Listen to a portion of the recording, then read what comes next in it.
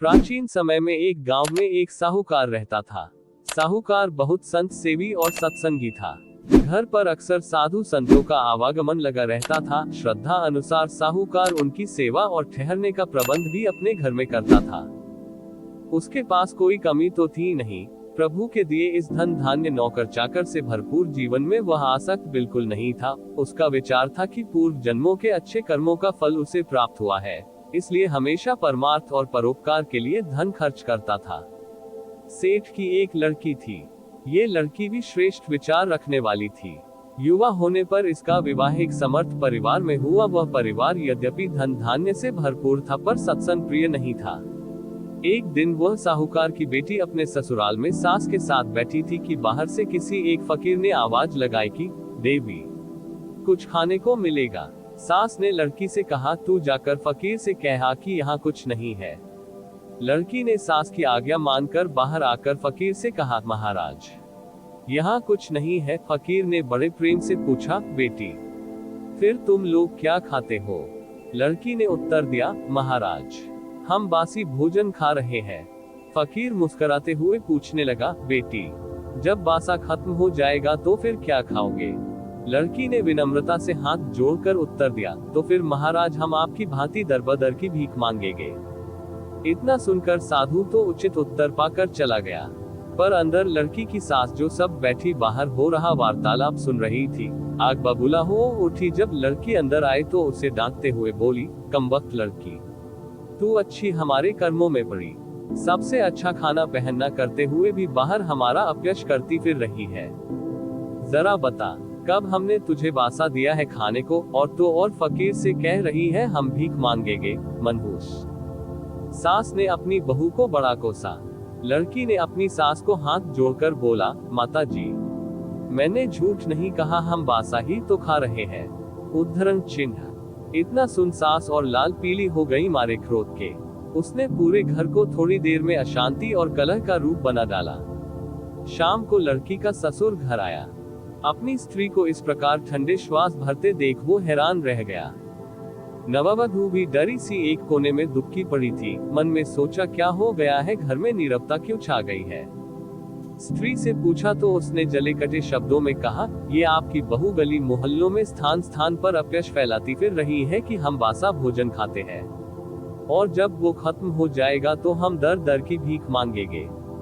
ससुर जी सत्संग के विचार तो नहीं रखता था, पर था समझदार और धैर्यवान। उसने अपनी बहू को बुलाया, कहा, बेटा तुमने ऐसे शब्द क्यों कहे हैं, इनका प्रयोजन क्या है? बहू ने सारा वृतांत कहा। तब सेठ जी ने पूछा, बेटा हमने तुम्हें बासा खाना कब दिया? बहू बोली, पिताजी मैंने जब से होश संभाला उसी दिन से आज तक मेरा जीवन सुख वैभव में व्यतीत हुआ, चाहे माता पिताजी के घर या फिर आपके पास। मुझे अपने अब तक के जीवन में किसी चीज का अभाव महसूस नहीं हुआ, पर अब प्रश्न ये सामने आता है कि यह सब मुझे क्यों मिला? मालिक की रचाए इस सृष्टि में ऐसे भी जीव होंगे जिनको भरपेट भोजन भी नसीब नहीं होता, न सर पे छत, न जिस्म पे पर्याप्त कपड़े। आखिर ये असमानता क्यों? क्या कुदरत पक्षपात करती है? नहीं पिताजी, ये सब हमारे पिछले जन्मों के कर्मों का फल है जिनका जमा हम अभी खर्च कर रहे हैं। पिताजी जी, हम बासा भोजन और जमा किया फल खर्च कर रहे हैं। हमारे वर्तमान में हम ऐसा कोई साधन नहीं बना रहे जिनका अगले जन्म में हमें सुफल प्राप्त हो, जैसे भजन सिमरन, परोपकार, दान, महात्माओं की सेवा आदि। जब हम ऐसा कुछ भी कर ही नहीं रहे जो आगे हमें सुख, संपत्ति, यश, मान दिलाने का साधन बने, तो ये आशा ही व्यर्थ है कि हमारा भविष्य सुखों से भरा हो। तो हमें भिक्षा के ही सहारे जीवन बिताना पड़ेगा। बहू ने कहा, पिताजी हमें हमारे प्रारब्ध स्वरूप जो भी धन मिला है उसे परमार्थ में लगाना चाहिए। सेठ ने अपनी बहू से प्रश्न किया, तो फिर इस भिक्षा का क्या मतलब? बहू बोली, जिसने जीवन में श्रेष्ठ कर्म नहीं किए उसको प्रारब्ध के अनुसार जो मिले वही भिक्षा रूप में स्वीकार कर जो मिल जाए उसी में संतोष करना पड़ेगा। जैसे भिखारी को भिक्षा में जो भी मिलता है उसी से गुजारा करना पड़ता है।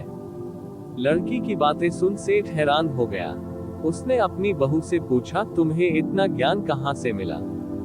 लड़की बोली, मेरे पिताजी के घर प्रायः साधु संत पधारते थे।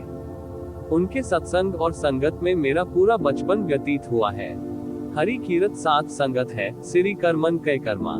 कहो नानक तिस भयो परापत, जिसु पूर्व लिखे का लहना। सेठ की आंखें खुल चुकी थी। उन्होंने कहा, पुत्री, अमुक कमरे में जो गेहूं और चना मिश्रित है उनका आटा पिसवा कर भिखारियों और अतिथियों के लिए भोजन करवा बनवाया करो। वास्तव में वो अन्न घुन लगा हुआ था और कई वर्ष से गोदाम में पड़ा था। बहू ने वैसा ही किया, अन्न का आटा पिसवाया। दूसरे दिन जब सेठ घर आए तो हाथ मुंह धोकर खाना खाने बैठे। बहू ने खाना परोसा। सेठ जी खाना खा रहे थे तो उनकी पत्नी आग बाबूला होकर शोर मचाने लगी। खाना सेठ के गले से ही नहीं उतरे, गला खुश्क हुआ जा रहा था, जैसे रोटी नहीं लकड़ी चबा रहे हो। सेठ जी ने कहा, आज रोटी ऐसी क्यों बनाई है? सेठानी ने कहा, ये लड़की आपको भिखारियों वाला खाना परोसे है और करे दान पुण्य। बहू ने विनम्रता पूर्वक जवाब दिया, पिताजी इसमें हैरानी क्या, सीधी सी तो बात है। इस जन्म में हम जैसा अन्नदान करेंगे वैसा ही भविष्य में हमें खाने को मिलेगा। हमें आज से ही अभ्यास करना चाहिए, वरना फल प्राप्ति के समय हमें तकलीफ होगी। आज घर में जो खाना भिखारियों के लिए बना वही हम सब ने भी खाया। इस बात से सेठ जी को सब समझ पड़ गई कि बहू क्या समझाना चाहती है। दूसरे ही दिन उन्होंने अच्छी ताजी गेहूं पिसवा कर भोजन बनवाया और अपनी पूरे परिवार के साथ गरीब लोगों को भोजन करवाया।